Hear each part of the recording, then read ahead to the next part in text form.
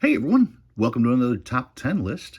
This week's top 10 list is comprised of all the things that I got for being nice to bank tellers. Yes, this is my top 10 recent bank teller finds. These aren't extraordinary, but they are harder to find in circulation by yourself. However, when you are nice to the tellers and when you actually do things to not disrupt the way that the bank actually does business, they will watch out for you. They'll take care of you. They'll make sure that their good customers are taken care of. So I say it all the time: be nice. Don't disrupt the bank. Don't dump thousands of notes back to them at any given time. Now you've disrupted everything. By me taking my notes back to different banks all the time, 200 at a time, that gives me the ability to go to different banks, make friends with different tellers, and have multiple banks, multiple tellers, multiple branches helping me put stuff away. The reward for that, well, that's this top 10 list. All right, I'm not going to go over any prices. I'm just going to show you what I found because, like I said, every single one of these notes I got from the teller at face value because they know I'm looking for stuff. All right, number 10 this week. Number 10, this is a $5 small head, $5 Federal Reserve small head from 1981. It is crisp. It is not uncirculated. It does have many folds. When I say it's crisp, I'm talking about the paper quality. You can see here that it does have major folds here, major fold here, here. But the paper quality on this note is really good. I mean, the note does stay by itself pretty much. Got a fold here. So when you're talking about the number of folds, quite a few.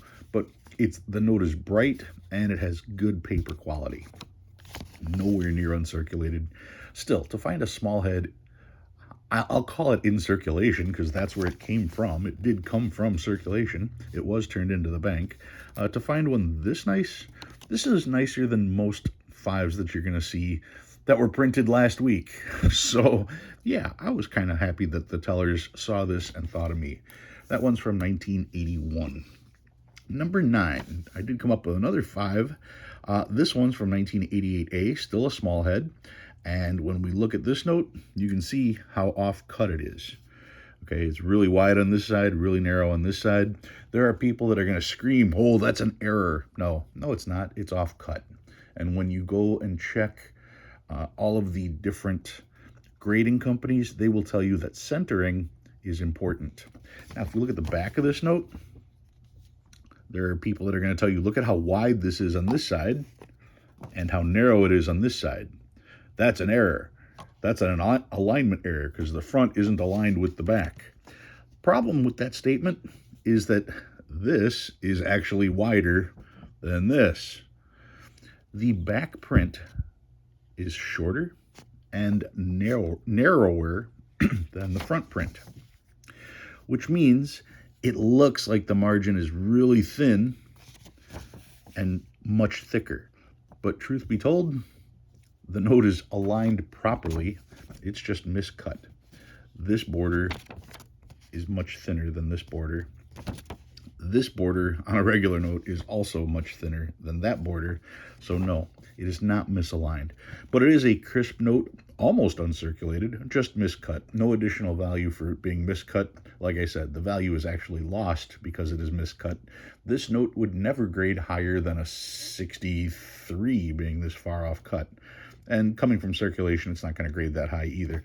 Best case scenario you're hoping for on a note like this is somewhere in the probably 45 to 58 range. That's number 9. Number 8, I found a monochrome $10 note. Not a big deal, I understand, but the monochrome series was out for such a short period of time. Most people hated these notes. They did not like the look of the note and didn't like spending them and were happy to see the newest version of notes come out. Nobody bothered to save these. You can still find these in circulation every once in a while, but because most of them have now been taken out of circulation and destroyed, finding them in good condition is a little bit tougher. So whenever I find one that's in relatively good condition, I figured that's worth keeping. This one is not mint by any stretch of the imagination, plenty of folds in it, but it's in better condition. It has decent paper quality to it, so it's a note that I'm going to be adding into my keeper stack. That is number 8. Number 7. Did manage to find a 1963 small head $10 bill. Sorry, it's cold outside here. The 1963 $10, 63A technically. 63 was the first year that they came out with the small head $1 bills that were Federal Reserve notes. Federal Reserve notes actually existed since 1914, and you can find small-sized, small head $10 bills all the way back to the first series of 1928. So it's not that this is the first issue of it, but 1963 was the first series that included the $1 bill. So for a note that's this old, to find one of these, yeah, it's got a couple stains. Yeah, it's got some folds in it. But still, a note that you're not going to see in circulation too often. I don't know what it would be worth over face value. Would I pay anything over face value for this? Probably not. But the fact that I got this for face value, and I can put it away without it changing my life, yeah, I'm going to keep this. I'm going to hold on to this. Why? Because I'm a collector. I collect things. I collect notes. I'm not a dealer. I'm not out to try to make a dollar. When you see people selling notes, I'm the one buying them because I collect. All right, that one is number 7, 10, 9, 8, 7. Number 6. Which one should I go with? We're going to go with this one. Number 6, I found another monochrome. This one is a $20 monochrome. And yeah, it does have a couple of the creases through the center. And it does have a corner fold here. Good paper quality, good brightness on the paper. Looking at the back, you can kind of see there's another fold here. There's a fold here. So yeah, not mint in any stretch of the imagination. But for a monochrome note, it's better than most that you're going to find. Now, the monochrome notes, aside from being just the two-tone, not counting the green here, also featured this oval around the portrait. That is one of the things they did away with on the modern bills. So the monochrome set, that was the transitional set to get us from the small head to our current stuff. And like I said, they were not out for that long. Most people didn't like the look, and a lot of people didn't bother saving them. You can still find the 100s and the 20s fairly regularly, but finding the 10s or the 5s, or the 50 for that matter, can be a little bit difficult. So that one is number 6. We're going to set those over here. Number 5. I've got a 1995 small head.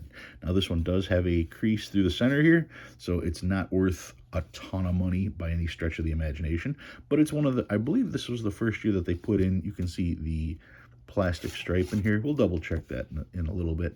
But yeah, one of the last versions of a small head 20 that you can find. This one has good color. Yes, it's got the crease down the middle. But once again, circulation find. I got this from being nice to a bank teller. I got it for face value, and I'm in the position to be able to put a $20 bill away and not need to spend it. So I choose to do so. Many of the small heads that you're going to find are going to be pretty rough. This one, in fact, she probably had 5 or 6 different 20s, and this one was in the best shape, so I took that one. And I'm going to add this to the collection. So a $20 1995 small head, that one is number 5. Number 4, another $20 small head. This particular one is from 1988A. If you were to take out the date, this is in about the same condition, and everything is the same as the 1995. And when I hold this up to the light, you can see it does not have the safety security plastic stripe in there. So to have one of each of these, or I should say to find one of each of these from banks, just randomly asking, hey, do you have any of these in there? That is, like I said, the benefit of being nice to the tellers. If you go in there demanding stuff, they're going to go, no, we don't have any.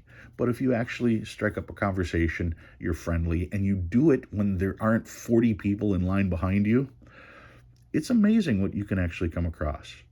So that one is number 4, a 1988A $20 bill. Number 3. I grabbed this one, even though it's not even that old. This note is from 2013, right? Yep, 2013, series of 2013. It's a $50 bill, but it's a star note. So yeah, this could be in your wallet right now. $50 star note. Most people don't carry $50 bills. Most people will have a $100 bill, and when they break it, they get a 20. They never get 50s. So 50s are very short printed to begin with. And this is a $50 star note. That makes it a lot tougher to find. There are fewer $50 star notes than there are just about anything else because, like I said, they don't print a lot of 50s and they print even fewer star notes. Does it have anything? Does it have any value over face value? I'm not saying it does. I'm saying if you want to hold a 50 as an example, wouldn't you rather hold one that's potentially more rare, like a star? So yeah, finding a $50 star note. This came about when I was discussing what a star note was and what the error that I usually look for in star notes, looking to see if they're filled. And the teller didn't even realize that notes had stars. The bank teller, the person whose job it is to handle money 8 hours a day, 40 hours a week, didn't realize their money had stars on it. So when I explained that to them, they started going through all the notes in their drawer and they found this. And they, oh, look at this. And I said, okay, I'll take that. So that's how I ended up getting this one, by sharing my knowledge about star notes with the bank teller. That one is number 3. Number 2, ran across a Monochrome 50. Once again, $50 bills are one of the least used notes that you're going to find in circulation. So to find the $50 Monochrome note, yeah, is it uncirculated? No, you can see it does have folds down the middle there, but it still does have good paper quality.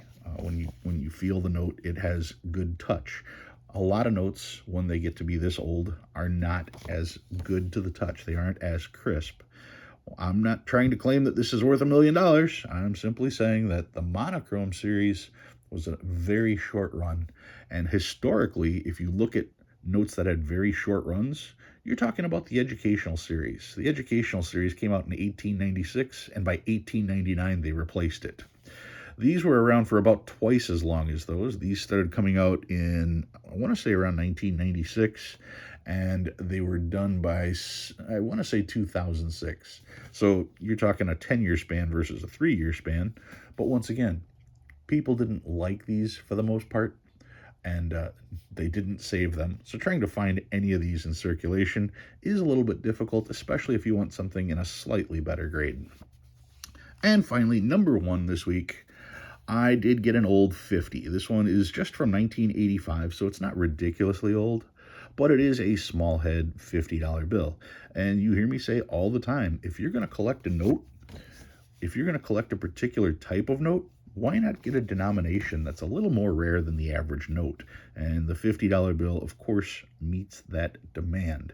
The older 50s like this, they just have such a interesting eye appeal and an interesting grasp. And I'm thinking that maybe because of my age, and I remember seeing these notes as a kid, so maybe it's just a touch of nostalgia there.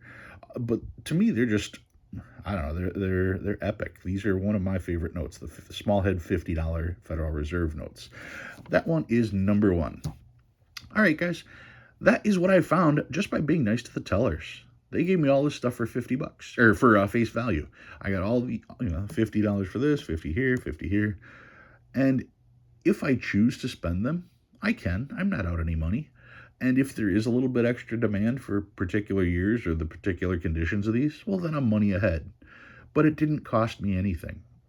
All I have to do is be able to not spend money. Well, I can put money away. I do have that ability. So I don't have to spend these right now. I can spend them anytime I want, but I'd rather hold on to notes like this because these notes, they aren't printing any more of. Unlike fancy serial numbers where they're still printing those, and then the next time they print notes, what do you know? They're going to include fancy serial numbers. So when you're talking about trying to save things and have them go up in value, one of the things that you're really looking for is them not printing anymore. That should be the starting that should be the starting spot. All right, guys, if you learned anything new, go ahead and hit that like button. If you like what you see and you want to see more, please subscribe. Love reading all your comments. Thanks for watching. I'll see you next time.